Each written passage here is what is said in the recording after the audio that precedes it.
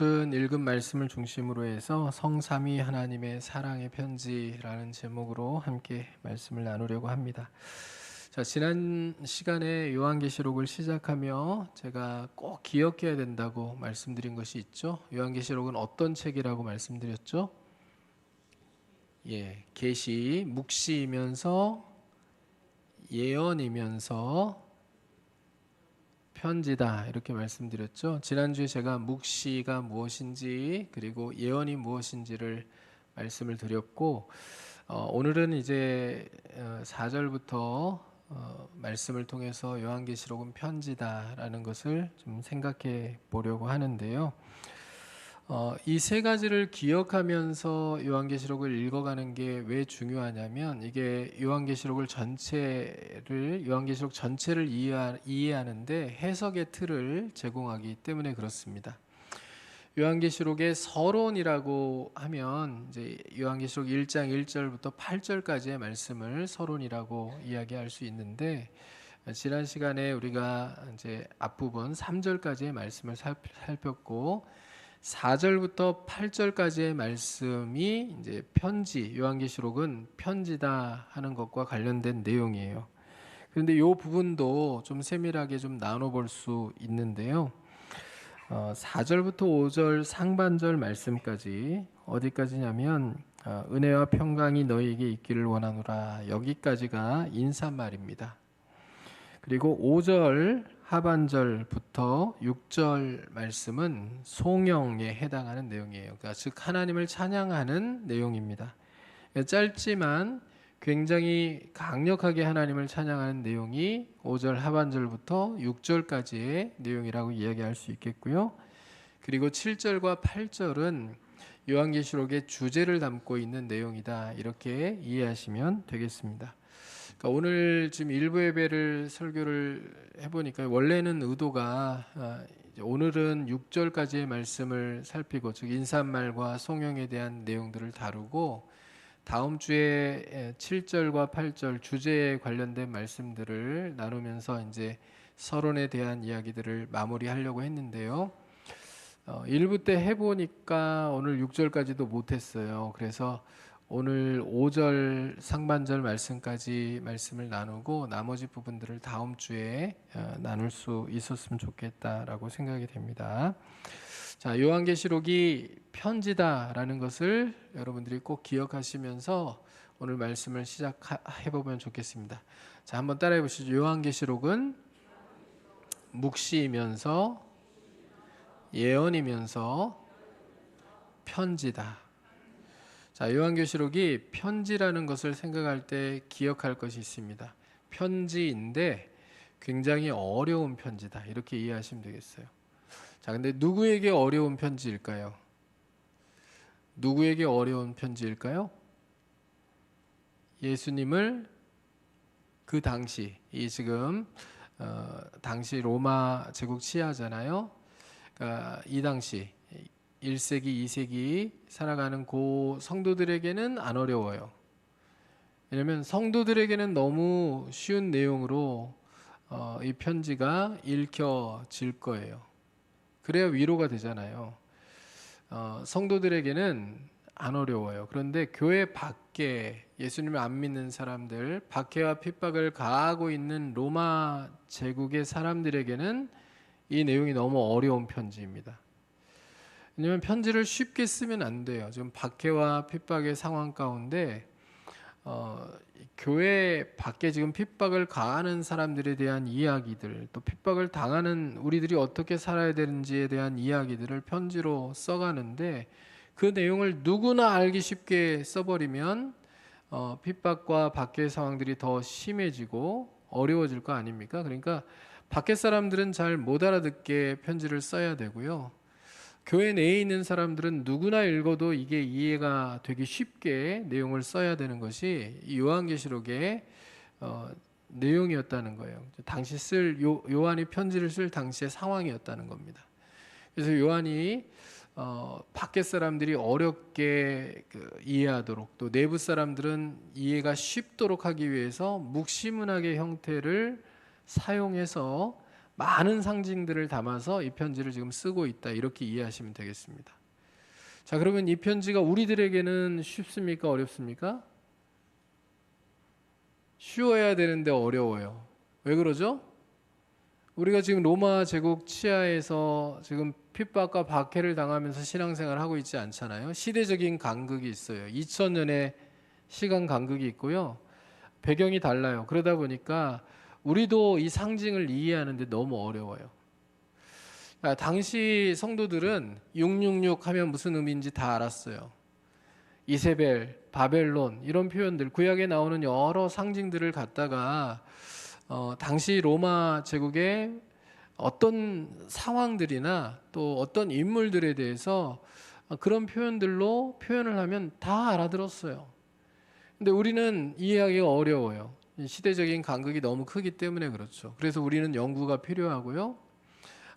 굉장히 많은 연구들을 하고 또 해석학적인 틀을 분명히 하고 또 이 요한계시록이 묵시문학이다라는 것을 기억하면서 상징들을 잘 이해해 가면서 이 말씀들을 풀어가려고 노력을 해야 되고요. 또 들으려고 노력을 해야 돼요. 어디에는 상징으로 이해했다가 어디서는 또 문자 그대로 이해했다가 이렇게 왔다 갔다 해석의 방법이 바뀌어지면 말씀을 이해하기가 어렵다는 얘기입니다. 이해가 되시죠? 우리에게 어려울 수 있는 내용이지만 우리가 반드시 요한계시록의 말씀을 배워야만 하는 것은 이 안에 하나님의 뜻이 담겨 있고 하나님의 계획이 담겨 있고 무엇에 대한 지금 우리가 살아가는 이미와 아직 사이에 이 종말의 시기에 대한 하나님의 뜻과 계획들이 이 안에 다 담겨 있기 때문에 우리가 이 말씀을 연구하면서 힘을 얻고 위로를 얻고 소망을 얻고 믿음의 견고함 가운데 거하게 되어야 되는 것이 너무 중요하다는 얘기입니다. 그래서 우리가 그것을 같이 한번 깊이 좀 생각해 보는 시간들이 되었으면 좋겠습니다. 자, 그러면 요한계시록의 편지인데요. 편지이면 받는 사람이 있잖아요. 쓴 사람도 있고, 그렇죠? 그걸 한번 생각해 볼게요. 목적도 있고 이럴 텐데 누구에게 썼을까요? 이 편지를 받는 사람은 누굽니까? 4절을 보니까 이렇게 기록되어 있네요. 요한은 아시아에 있는 7교회에 편지하노니 이렇게 되어 있어요. 그리고 2장과 3장을 가면 이제 아시아에 있는 7교회가 어떤 교회인지 이름이 쭉 나오잖아요. 그런데 여기 7이라고 하는 지금 묵시문학이니까 이제 숫자들도 다 상징성을 가지고 있거든요. 7이라고 하는 숫자도 딱 교회 7교회에만 이 편지가 유효하고 의미가 있다 이렇게 이해할 필요가 없고요. 7이라는 숫자의 상징성을 이해하면서 우리가 이 메시지가 모든 교회에 필요하고 유효한 메시지다 이렇게 이해할 필요가 있습니다. 7이라는 숫자는 성경에서 하나님의 완전수를 상징합니다. 자, 7이라는 숫자는 뭘 의미한다고요? 하나님의 완전수. 그러니까 7이 상징하는 것은 모든 교회를 의미하는 거예요. 사실 지금 우리가 7교회를 얘기할 때 뭐 에베소 교회, 서머나 교회, 빌라델비아 교회, 라오디게아 교회 뭐 이렇게 교회들을 얘기하잖아요. 근데 라오디게아 교회에서 16km 떨어진 지역에 골로새 교회가 있었어요. 그러니까 지금 성경에 보면 골로새서가 있죠. 그 골로새서가 골로새 교회에 보낸 편지 아닙니까? 근데 그 골로새 교회가 라오디게아 교회 바로 근처 16km 지점에 떨어져 있었다고요. 그리고 바로 한 몇 킬로 안 되는 지역에 라오디게아 교회에서 한 10km도 안 되는 위치에 히에라볼리 교회가 또 있었어요. 그러니까 소아시아에 7교회만 있었던 게 아니라 굉장히 많은 교회들이 있었는데 그 많은 교회들 가운데 7교회를 주님께서 말씀하시면서 사실 7이라고 생각되는 이제 하나님의 완전수를 사용하여 그 당시에 있는 모든 교회들, 그러니까 로마 제국 치하의 모든 교회들에게 하나님의 메시지를 전하고 있는 거고요. 이건 단지 그 당시에 존재했던 모든 교회들에게만 유효한 게 아니라 오고 오는 모든 세대의 교회들에게 유효하고 필요한 말씀을 하나님께서 전하시는 내용으로 우리가 이해해야 하는 거예요. 자, 그럼 우리 교회의 요한계시록의 말씀은 유효해요? 필요해요? 우리 성도들에게도 필요한 말씀이에요? 맞죠? 그렇게 이해를 해야만 요한계시록을 우리가 펼쳐놓고 읽을 수 있게 되는 거고요. 그리고 읽으면서 위로, 소망, 하나님 주시는 힘 이런 것들을 공급받을 수 있게 되는 거예요. 그래서 이 말씀은 당시 소아시아 7교회에만 주시는 말씀이 아니라 오늘날 내게도 주시는 말씀이고 우리 교회에도 필요한 말씀이고 오늘날 한국 교회에도 필요한 말씀이거니와 세계의 모든 교회에도 필요한 말씀이구나 이렇게 생각하며 우리가 말씀을 들을 수 있었으면 좋겠습니다. 자, 그러면 이 요한계시록을 쓴 사람은 누구입니까? 요한계시록을 누가 썼죠? 사도 요한이 썼죠. 그런데 사도 요한이 지 맘대로 썼어요? 하나님이 쓰라고 하는 걸 썼어요? 지 맘대로 썼어요? 아니에요. 하나님이 쓰라고 하시는 내용을 쓴 거죠. 앞부분에 우리가 지난주에 살핀 내용이 그거 아니에요? 예수 그리스도의 증거, 예수 그리스도의 계시, 그리고 이제 4장으로 가면 요한이 천상에 올라가서 본 모든 내용들을 쓴 거예요. 그래서 하나님이 쓰게 하시는 내용들을 쓴 거예요. 그래서 보시면 4절에 요한이 썼어요. 쓴 거는 요한이 썼어요. 그런데 실제 이 편지를 요한에게 써서 보내라고 하신 분이 누구세요? 하나님이시죠? 그렇기 때문에 요한이 하나님에 대한 소개들을 해나가는데 그냥 하나님, 성부 하나님 이렇게 표현하는 게 아니라 성부, 성령, 성자에 대한 소개들을 하면서 실제 송신자가 하나님이신데 그 하나님이 어떤 분이시다, 너희와 지금 관계에 있어서 어떤 분이신지를 굉장히 길게 구약을 가지고 와서 인용해서 묘사를 하고 있어요. 어떻게 묘사하는지 한번 우리가 말씀을 펼쳐놓고 한번 살펴보면 좋겠는데요. 먼저 성부 하나님에 대해서 어떻게 소개를 하고 있는지 한번 보시죠. 자, 4절을 보면 요한은 아시아에 있는 7교회에 편지하노니, 이제 성부 하나님에 대한 소개예요. 이제도 계시고 전에도 계셨고 장차 오실 이와, 이게 성부 하나님에 대한 소개입니다. 여기까지가. 자, 장차 오실 이와 이랬으니까 장차 오실 이, 장차 오신다고? 그러면 이거 예수님에 대한 이야기구나, 예수님이 곧 재림하시니까 예수님에 대한 표현이구나 이렇게 이해하실 수 있는데요. 사실 이 표현은 출애굽기 3장 14절에서 가지고 온 거예요.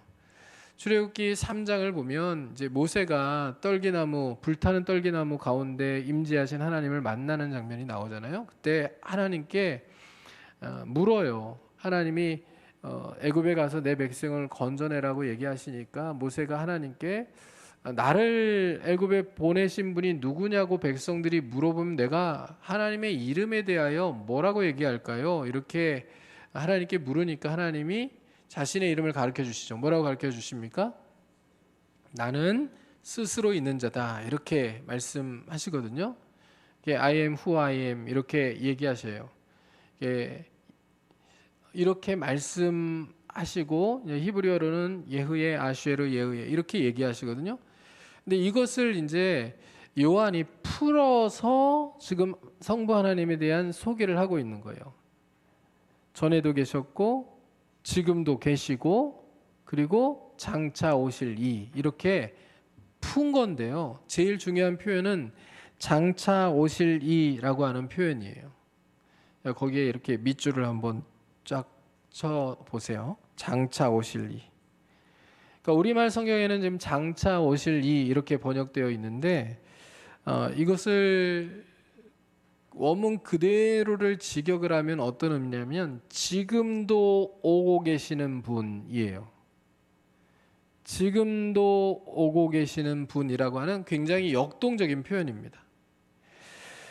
자, 보세요.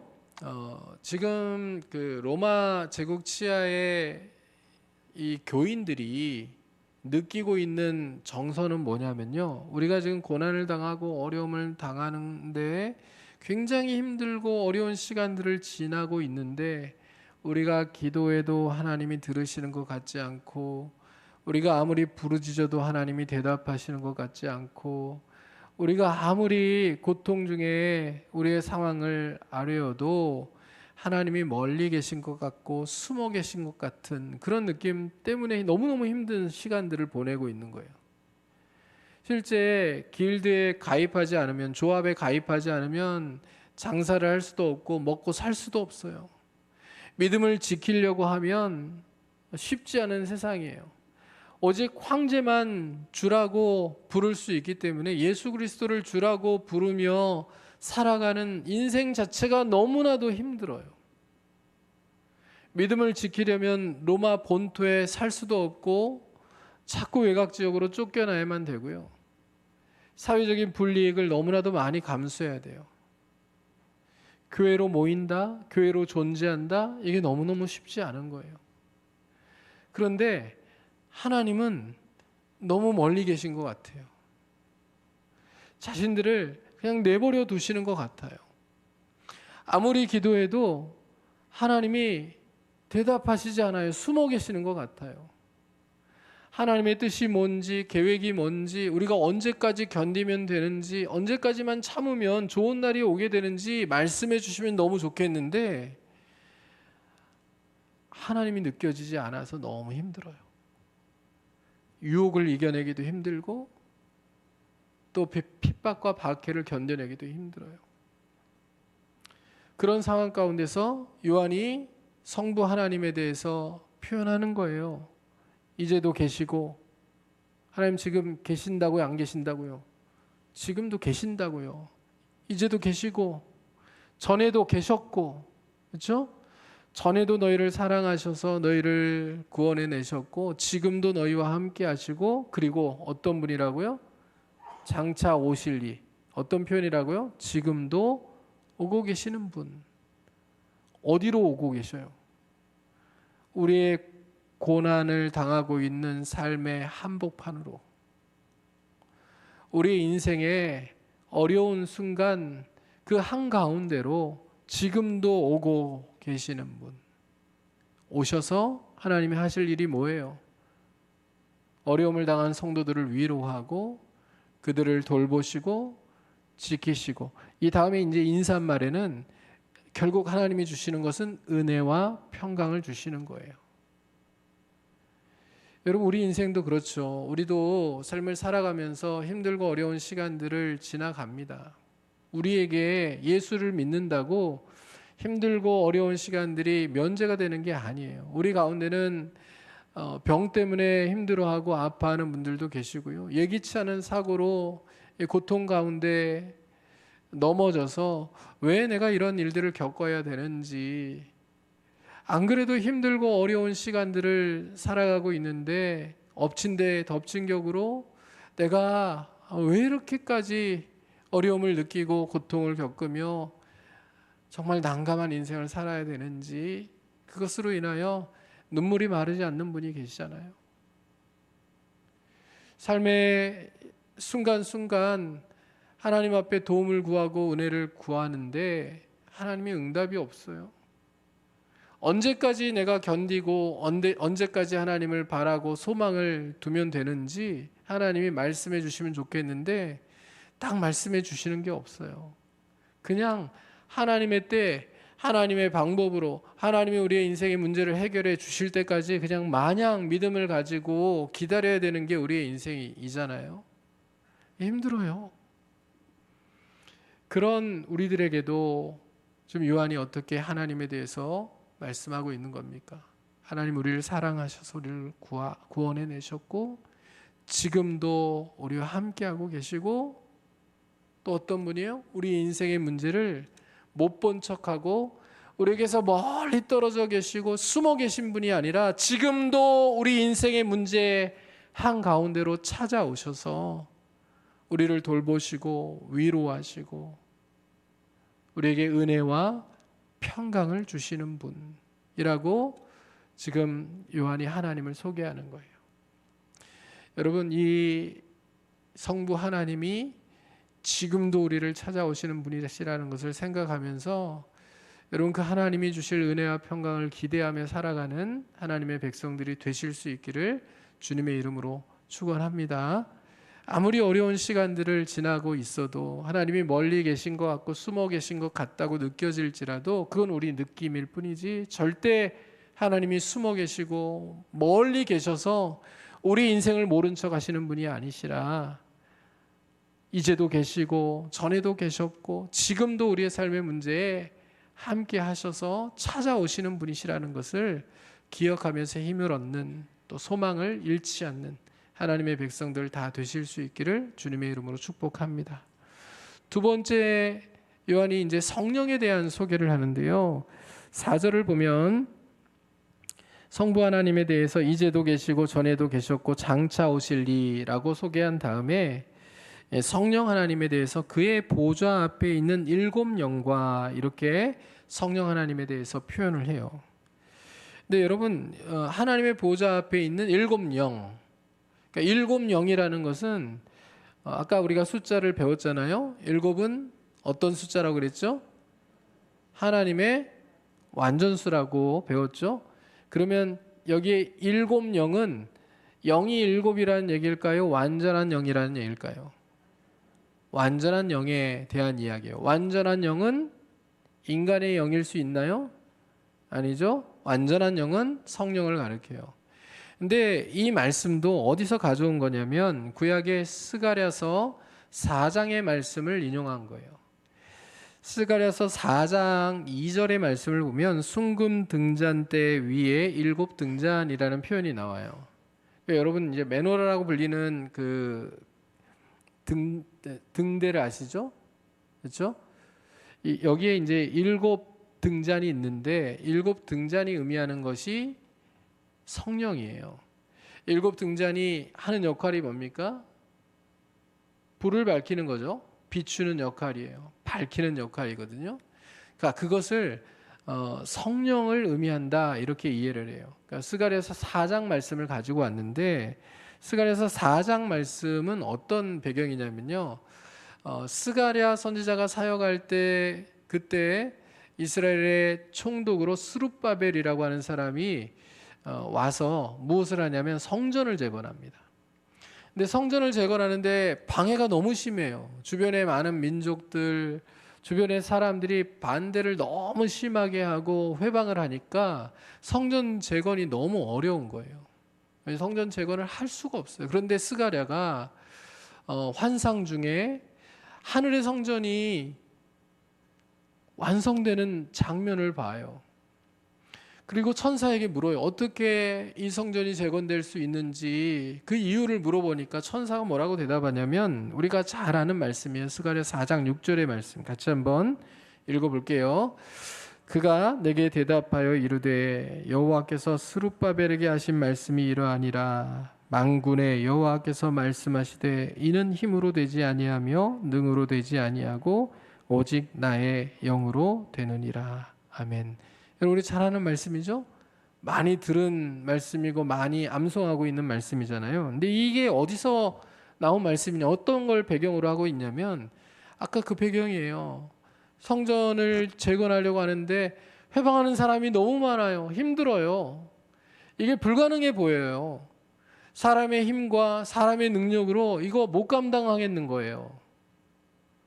그런데 하나님께서 하시는 말씀이 뭐예요? 사람의 힘과 사람의 능력으로는 불가능할 수 있어. 안 될 거야. 그런데 무엇으로 가능하다고요? 오직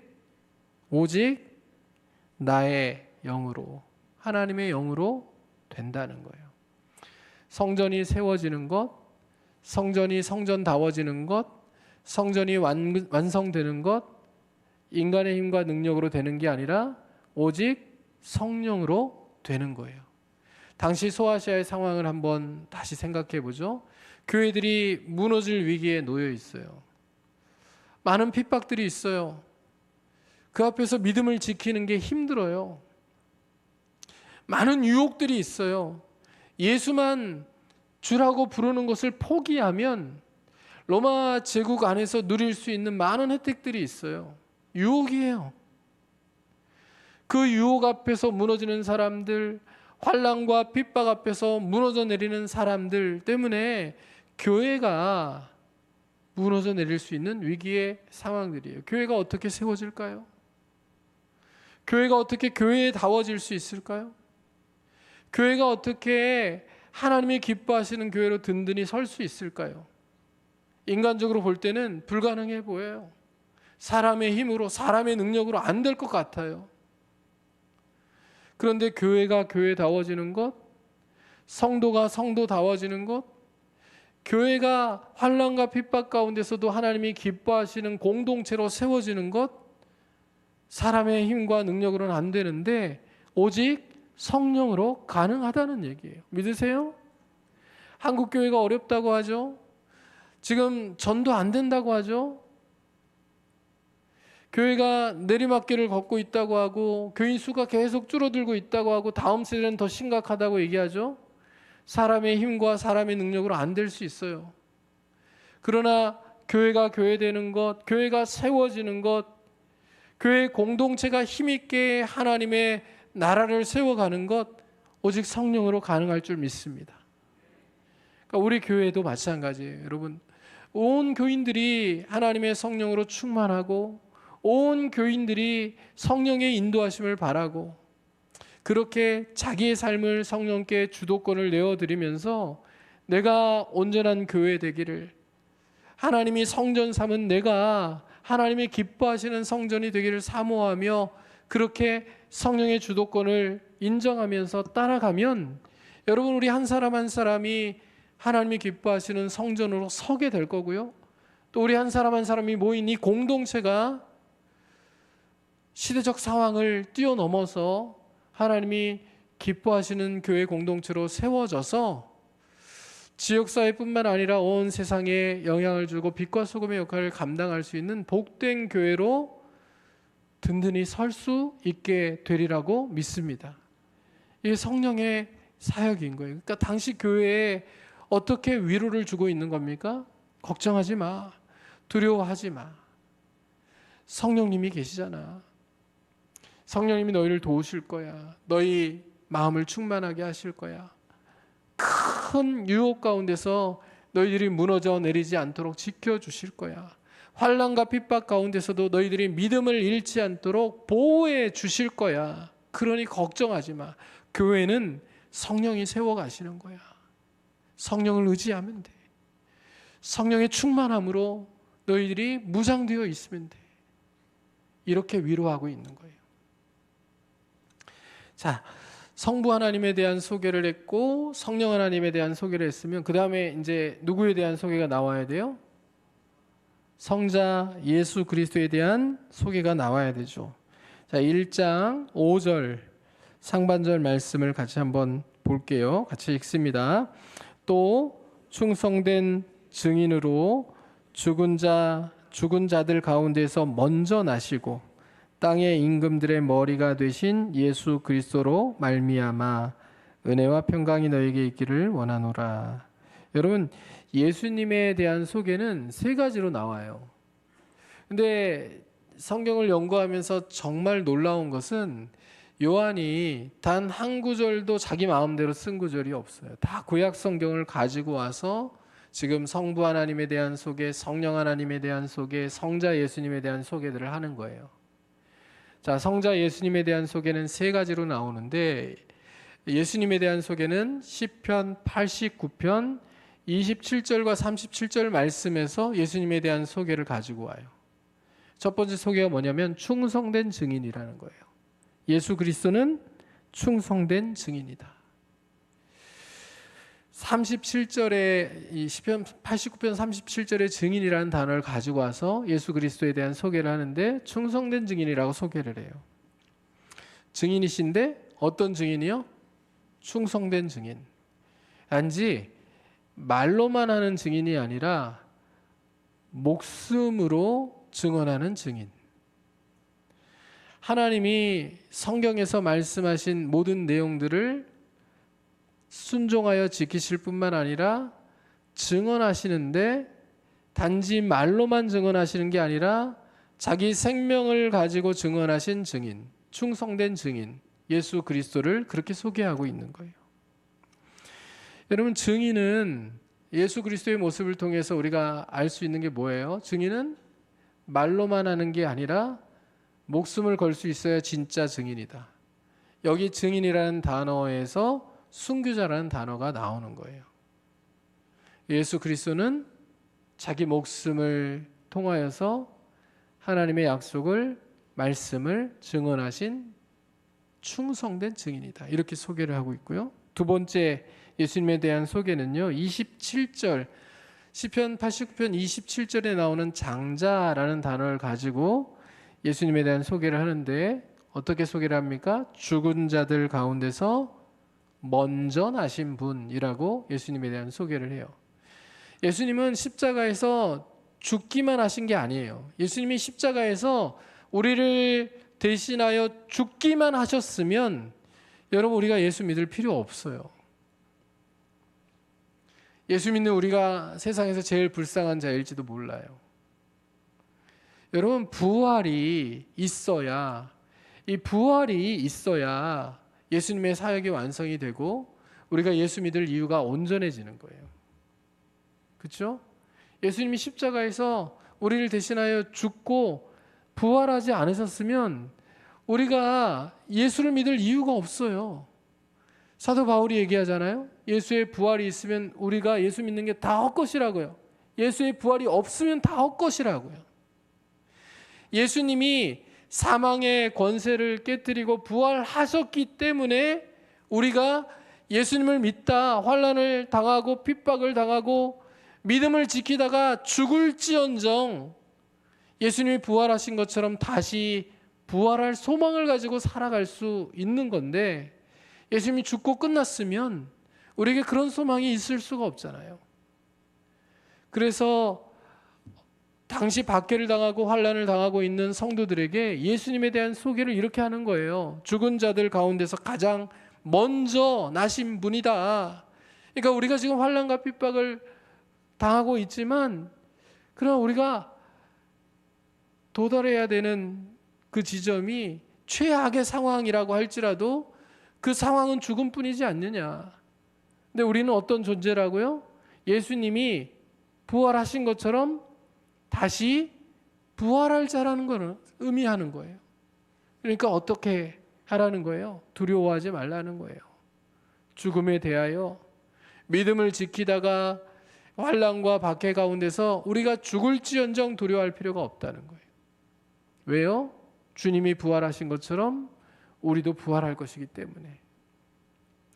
잠시간 우리가 두려움 가운데 놓일 수 있고 잠시간 우리가 죽음이라는 것을 맞이할 수 있지만 그러나 우리가 이 죽음을 통하여 상을 얻게 되고 이 죽음을 통하여 영원한 생명을 얻게 될 것이기 때문에 두려워할 이유가 없다는 거예요. 세 번째 예수님에 대한 소개가 무엇입니까? 땅의 임금들의 머리가 되신 분이라는 표현이잖아요. 이게 시편 89편의 27절 여기 주권자라는 표현을 가지고 와서 이렇게 이야기를 하는 거거든요. 자, 당시는 도미티안 황제 치하에서 도미티안 황제 이외에 그 누구도 주라고 부를 수 없도록 그렇게 황제 숭배를 강요했어요. 예수님을 주님이라고 불러야 되는 그리스도인들에게는 너무나도 큰 어려움이죠. 그런데 어떤 확신을 주는 거예요? 도미티안이 자기만 주라고 얘기하고 황제를 주라고 부르라고 얘기하고 그래도 도미티안은 세상 모든 임금들 가운데 하나일 뿐이야. 진짜 주님은 예수 그리스도 한 분이셔. 네가 두려워해야 될 분이 누군지 기억해.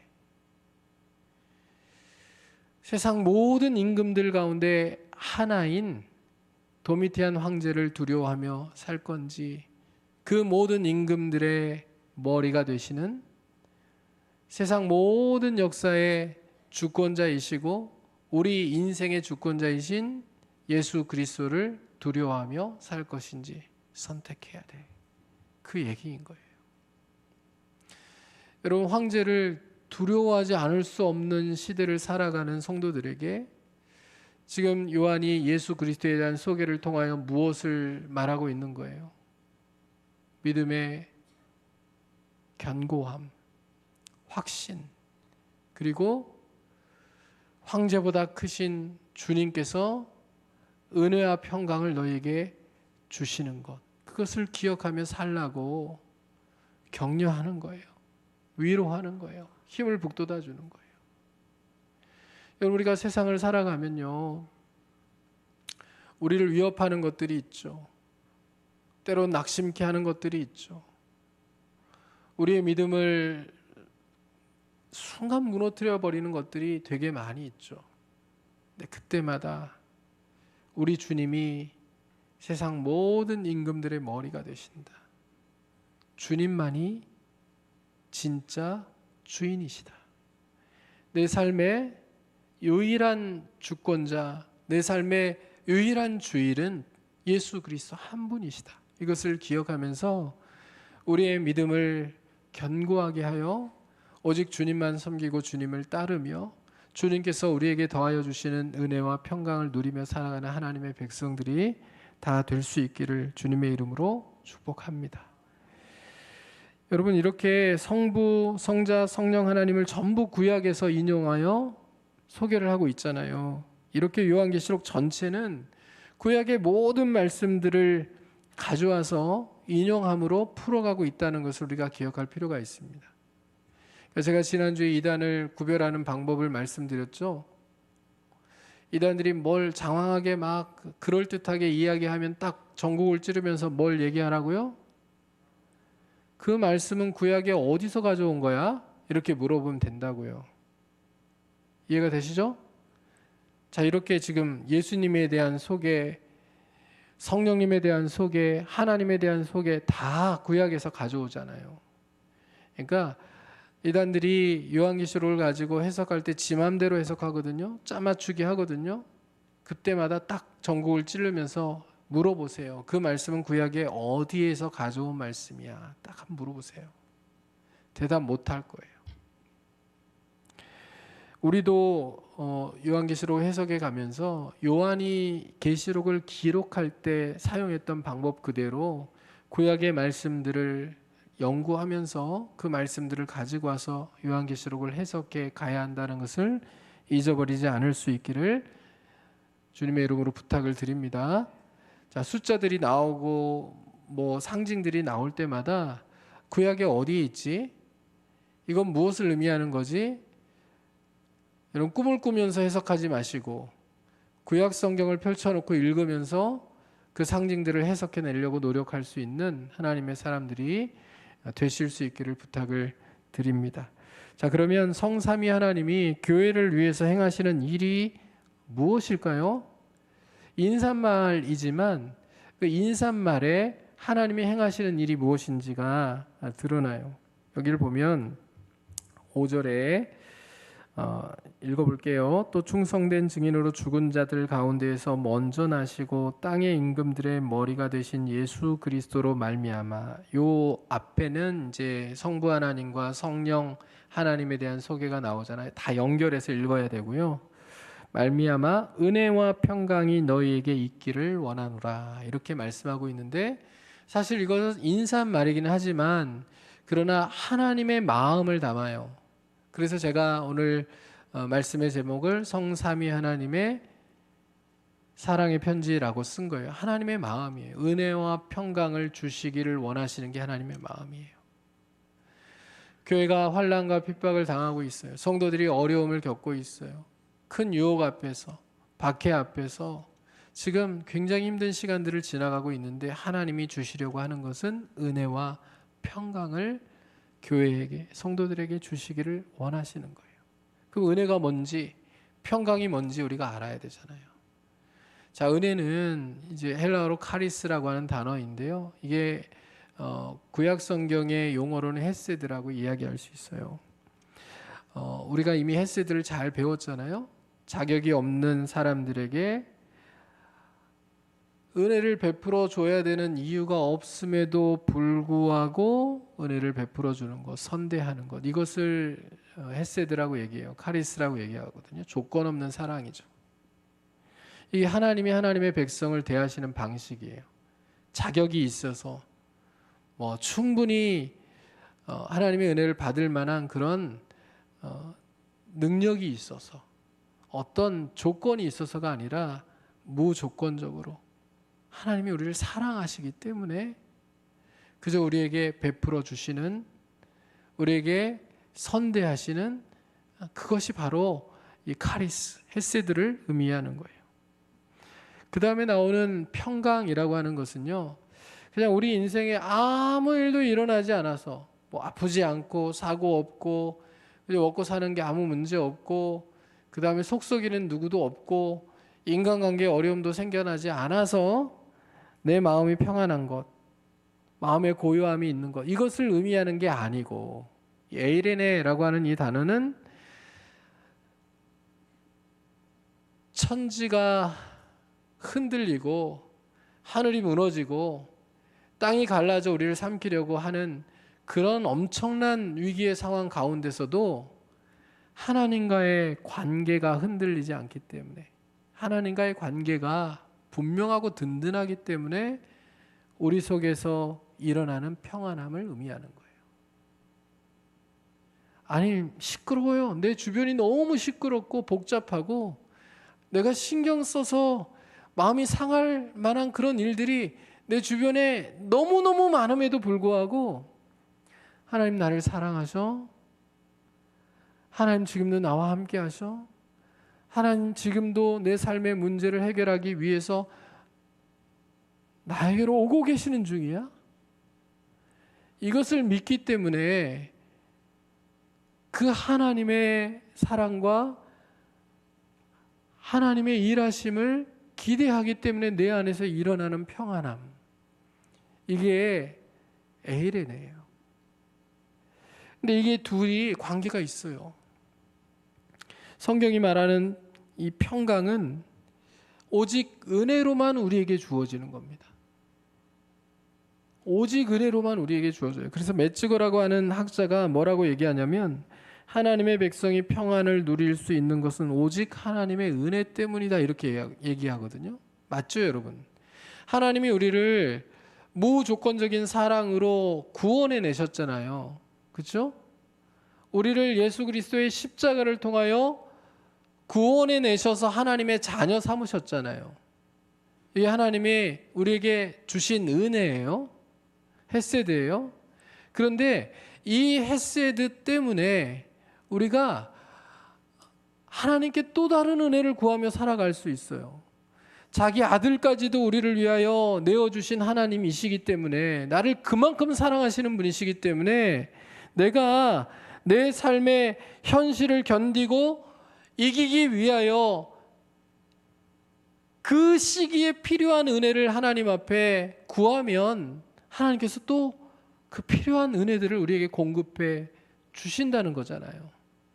그러니까 그 은혜들을 믿기 때문에, 우리를 무조건적인 사랑으로 구원하셔서 하나님의 자녀 삼으신 하나님을 믿기 때문에 오늘 현실을 견디는, 그 위기 상황을 견디는 데 필요한 은혜를 또 구해도 우리에게 하나님이 그 은혜를 주실 것을 믿어요. 그 믿음 때문에 생겨나는 평안함, 그게 우리에게 있다는 거예요. 여러분, 우리가 인생을 살아가면서 하나님 나를 사랑하셔서 구원하셨어, 여기에만 딱 머무르지 말고요. 구원하셨는데 지금 살아가면서 겪는 어려움들 겪을 수 있지, 겪을 수 있고, 어려움을 겪는 거 나만 겪는 거 아니고 그냥 견디면 되지, 이렇게만 생각하지 마시고요. 무조건적인 은혜로 우리를 구원하신 그 하나님이 지금 내 삶의 큰 유혹과 혹은 핍박과 어려움 상황 가운데서도 내게 꼭 필요한 적실한 은혜를 공급해 주실 수 있는 분이라는 것을 믿고, 필요한 은혜들을 구하며 하나님께 소망을 두며 그 하나님께서 우리에게 공급하시는 상황을 뛰어넘는 평안함, 평강을 누리며 인생을 살아가는 주의 백성들이 다 되실 수 있기를 주님의 이름으로 축원합니다. 여러분, 교회가 어려움을 겪고 있는 시기에 지금 성부, 성자, 성령 하나님에 대해서 이렇게 소개하면서 그 하나님이 교회에 은혜와 평강을 주시기를 원하셔. 그러니까 너희가 지금 어려움을 당하고 있지만 너희에게 필요한 은혜를 지속적으로 구하고 하나님이 그 은혜를 주실 때 그 은혜를 인하여서 너희가 평강을 누리며 살아갔으면 좋겠어 라고 지금 우리에게 말씀하시는 그 하나님의 음성을 들으면서 우리도 어려운 시기를 지나가는 동안에 하나님의 위로를 경험하고 힘을 경험하고 하나님으로부터 오는 은혜와 평강을 충분히 누리며 살아가는 믿음의 백성들이 될 수 있기를 주님의 이름으로 축원합니다.